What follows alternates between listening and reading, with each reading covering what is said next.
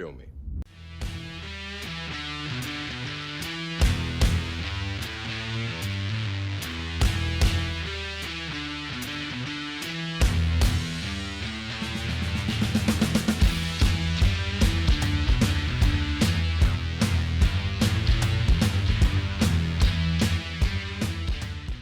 I'm the martial arts film freak, and I watched The Protégé. We sent away so many prematurely, either by my hand or through you. We never sent anyone away who didn't have it coming. But we all have to pay for our sins eventually.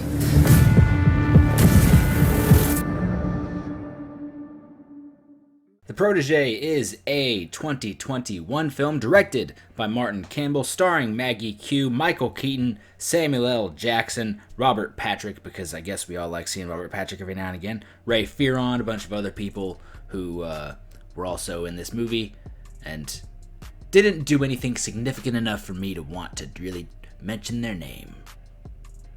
These people, I guess. The Protégé is about Maggie Q's assassin character, who was essentially raised by Samuel L. Jackson, who is also an assassin, and when her father figure was murdered, she goes on the hunt to find out who did it and why. Samuel L. Jackson was like searching up some kid, and that got him killed, and she needs to find out who did this, why, just because he searched up this person, who is this person, why are they significant? This just sort of ended up feeling kind of like a pretty generic modern action movie. I was hoping that this would be, just a good sort of random martial arts inspired action film. I was hoping there'd be a lot of good action in it. The trailer had a bunch of good stuff in it. But, I should have learned from, like, Anna, where, like, the trailer for Anna was just action-packed. Holy balls, it's a lot of action in that trailer. And then Anna came out, and it just ended up being, like, a fight scene at the beginning, fight scene at the end, espionage, which was fine. But I'm sick of being fooled by these trailers packing so much action into it. Pretty much all the action in the movie is in the trailers for these movies, and it's a bummer. The story was just a little bland, isn't the right word. Just throughout it leaves you guessing on a lot of things, has you asking questions. And asking questions is good, but with those questions, you want fulfilling answers. And most of this movie, you don't really get fulfilling answers. For example, the villain. The whole time, I'm like, okay, I understand who you're saying the villain is, but I don't understand why. What is his purpose? What did he do? What is his relation to this person, and how did he get to this point? And by the end, the answer was just so... like, they had an answer. I get it. The answer was clear by the end of the movie, but it was just so inconsequential, and I mean it. The reason he ended up being the villain was incredibly inconsequential. Did not matter. That it just had me like, okay, you all could have gone home. And I mean they all could have gone home, because certain events happen in this movie with about 25 minutes left in the movie that I'm like, oh, y'all can go home now. Everything that she has done up to this point and is going to do feels moot.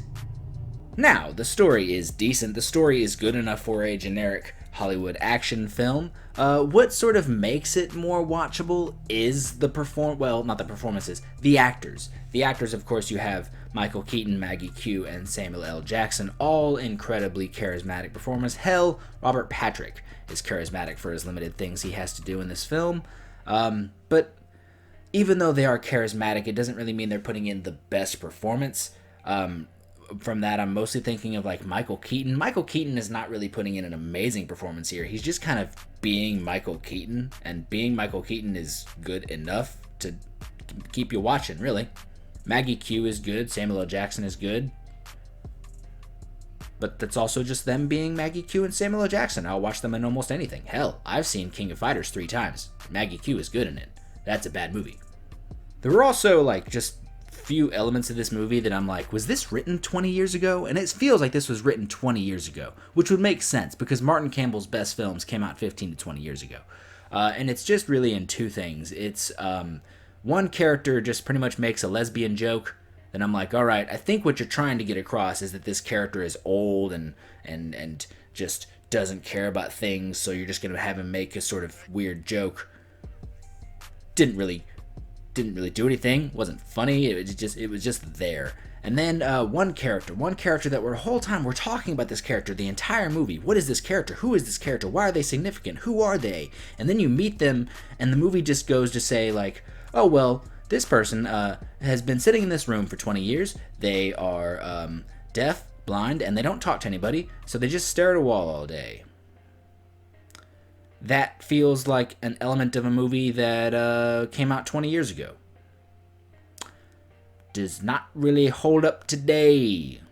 It really made me wonder, like, who wrote this movie, because none of this movie was particularly creative. None of this movie was very good in terms, like, it just didn't. None of this movie was inspiring. None of this movie felt inspired to ascend, to be something new. And I looked up who the director was. It was this dude, Robert Wank or something. That sounds good. Richard Wank, who essentially has just written a whole bunch of action movies. Some are good, some are absolutely generic. He wrote The Mechanic, which is fine, not Jason Statham's best. 16 Blocks, Expendables 2, not the best Expendables, but it does have some of the best action. That's not the writing, though. The Equalizer, good movie. The Countdown with Dolph Ziggler, don't watch that. Magnificent Seven, so a remake, not very creative there. A Jack Reacher movie, not the first one, though, so not the good one. American Renegade, never heard of that. Equalizer 2, that one's bad. And, of course, The Protégé. So he's pretty much written nothing but mostly generic action movies. Even The Equalizer, which is good. Love it. It's great. It's not great for the writing. It's great because the action's good and Denzel Washington is Denzel Washington. Everything else about it, generic. Which sounds like something Richard Wank would write, because he wrote this too. Generic. Mediocre. Not very good. But the action! I was brought to this movie for the action. How is that action? The action is passable. The action is acceptable. The action is few and far between, and somehow better than actual martial arts movies that have come out this year. Like, it's weird to say that Michael Keaton, or Michael Keaton's stunt double, has put out better fight scenes in 2021 than Iko Uwais. That is depressing.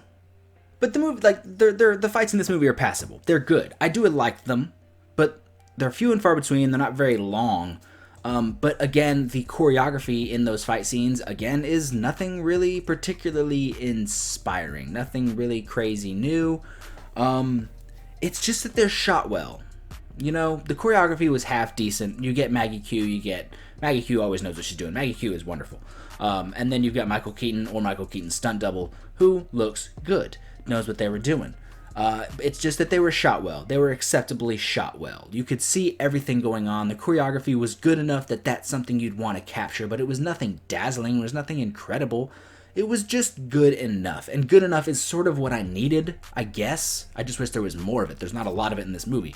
But good enough was acceptable, because we've had fight scenes in two other movies, Mortal Kombat and Snake Eyes, this year that were just absolutely horrendous, atrocious, maximum potential, ultimate disappointment. So what I needed was something that I really wasn't expecting much, but you gave me good enough. Good enough is how low I am right now. So low on Hollywood martial arts action films this year that I'm like, good enough did the job. That's a bummer. The most disappointing thing is there's no final fight. You know, you love a good final fight, like a movie that Martin Campbell directed that is actually quite decent. The Foreigner. I enjoyed The Foreigner quite a bit. There's not a lot of action, but what's there is quite good.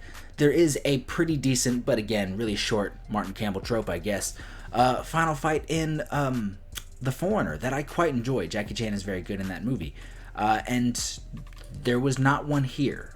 The final moments of the film was wrapping up, and I'm like, all right, one more go around, one more good final fight, and nothing happened. The movie really could have used just one more, even if it was a quick one good dazzling fight scene to just send the crowd home happy, and it just doesn't. Honestly, it sort of fizzles out. There's an explosion.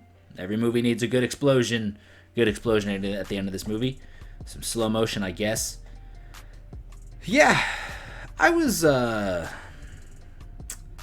wasn't like unpleased with this movie. I'm just going to go ahead and rate this movie. The Protégé, Maggie Q, Michael Keaton, Samuel L. Jackson, directed by Martin Campbell, written by Richard Wank, who I don't know if I'll ever watch a Richard Wank movie again. This dude's movies are generic. I'm going to give this 1.5.